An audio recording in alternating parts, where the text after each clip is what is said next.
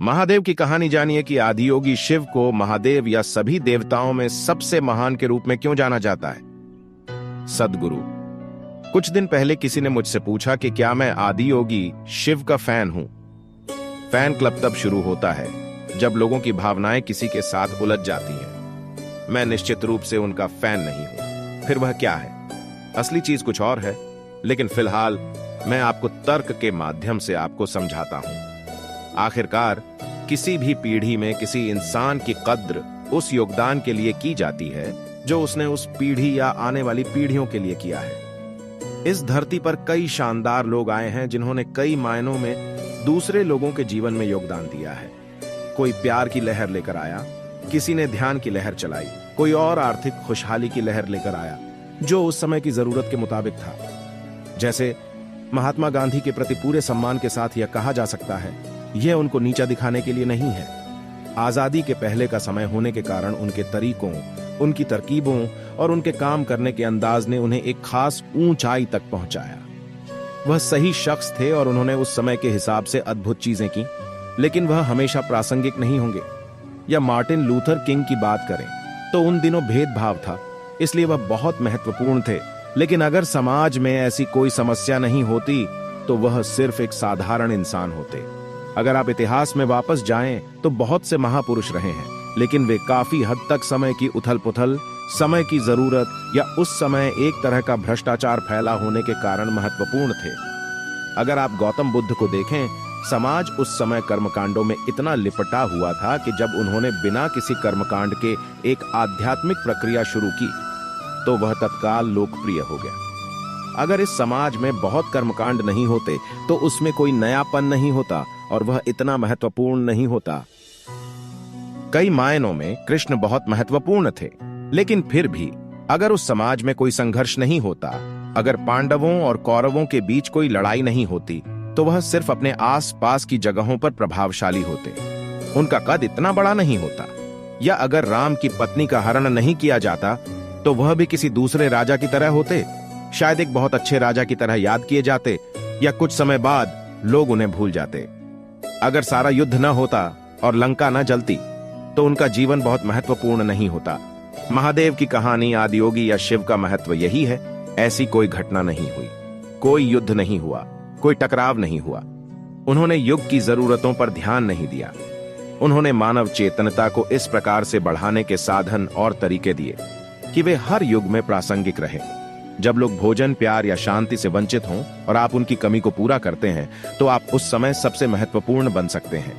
लेकिन जब ऐसा कोई अभाव न हो तो एक इंसान के लिए सबसे महत्वपूर्ण आखिरकार यह है कि खुद को और ऊपर कैसे उठाएं या खुद को विकसित कैसे करें।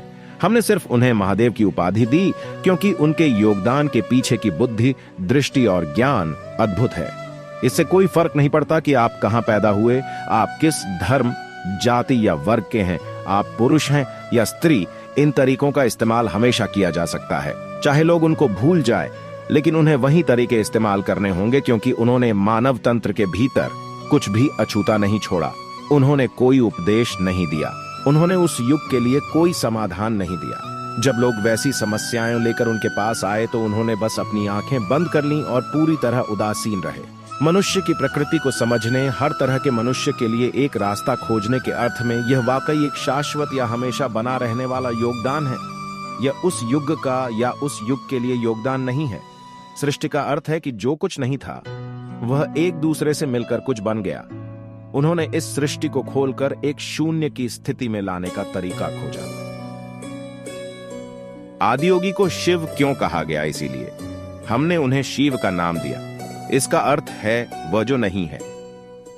जब वह जो नहीं है कुछ या जो कुछ है बन गया तो हमने उस आयाम को ब्रह्म कहा। शिव को यह नाम इसलिए दिया गया क्योंकि उन्होंने एक तरीका, एक विधि बताई। सिर्फ एक नहीं बल्कि हर संभव तरीका बताया कि चरम मुक्ति को कैसे पाएं, जिसका अर्थ है कुछ से कुछ नहीं तक जाना।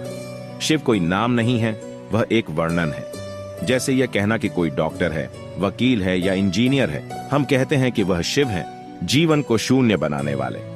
इसे जीवन के विनाशकर्ता के रूप में थोड़ा गलत समझ लिया गया, लेकिन एक तरह से वह सही है। बात सिर्फ यह है कि जब आप अविनाशकर्ता शब्द का इस्तेमाल करते हैं तो लोग उसे कुछ बुरा समझ लेते हैं। अगर किसी ने मुक्तिदाता कहा होता तो उसे अच्छा माना जाता। धीरे धीरे शून्य करने वाला विनाशकर्ता बन गया और लोग यह सोचने लगे कि वह बुरे हैं। आप उन्हें कुछ भी कहिए, उन्हें कोई फर्क नहीं पड़ता। बुद्धिमानी की प्रकृति यही है। अगर आपकी बुद्धिमानी एक खास ऊंचाई पर पहुंच जाती है तो आपको किसी नैतिकता की जरूरत नहीं होगी। सिर्फ बुद्धि की कमी होने पर ही आपको लोगों को बताना पड़ देता है कि क्या नहीं करना है। अगर किसी की बुद्धि विकसित है तो उसे बताने की जरूरत नहीं है कि क्या करना है और क्या नहीं।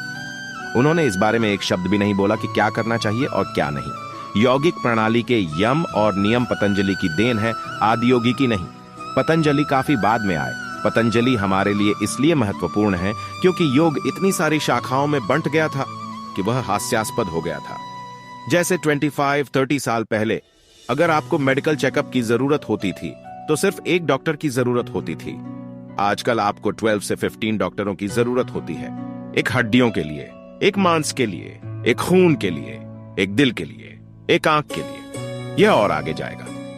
मान लीजिए अगले 100 सालों में हम इतनी ज्यादा विशेषज्ञता में चले जाएंगे कि मेडिकल चेकअप की जरूरत होने पर आपको 150 डॉक्टरों की जरूरत होगी। फिर आप जाना नहीं चाहेंगे क्योंकि जब तक आप 150 अपॉइंटमेंट लेंगे, उन्हें निपटाएंगे और 150 राय को समझेंगे, तब तक उसकी जरूरत नहीं रहेगी। फिर कोई इन सबको साथ मिलाते हुए एक फैमिली फिजिशियन बनाने की बात करेगा। पतंजलि ने यही किया। कहा जाता है कि उस समय योग की 1800 से ज्यादा शाखाएं थीं। अगर आपको पूरी प्रक्रिया से गुजरना होता तो आपको 1800 स्कूलों में सीखना पड़ता और 1800 अलग अलग योग करने पड़ते। वह अव्यवहारिक और हास्यास्पद हो गया था। इसलिए पतंजलि आए और उन्होंने उन सबको 200 सूत्रों में डालते हुए योग के सिर्फ 8 अंगों का अभ्यास करने के लिए कहा।